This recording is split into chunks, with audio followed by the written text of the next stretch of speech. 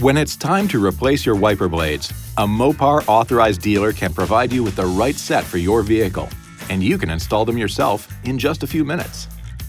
To remove a windshield wiper blade, first raise it off the glass by lifting the wiper arm to the full up position. Next, flip up the locking tab to disengage it and tilt the lower end of the blade away from the arm. Now, use one hand to steady the arm and the other to push the blade away from the J-hook and toward the windshield. With the locking tab open, position the replacement wiper blade under the J-hook and insert the bracket into the hook through the opening under the tab. Slide the wiper up into the hook and then snap the tab into the locked position. Now, just lower the wiper blade onto the glass and repeat the process for the other side. To replace the rear wiper blade, lift the pivot cap on the rear arm and then raise the arm off the glass. Tilt the lower end of the blade away from the arm to unsnap it from the pivot pin in the blade holder.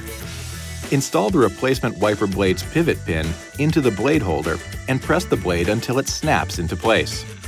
Finally, lower the wiper blade onto the glass and snap the pivot cap closed. This video is not intended to take the place of your owner's manual. For complete details and other important safety information, please see your owner's information.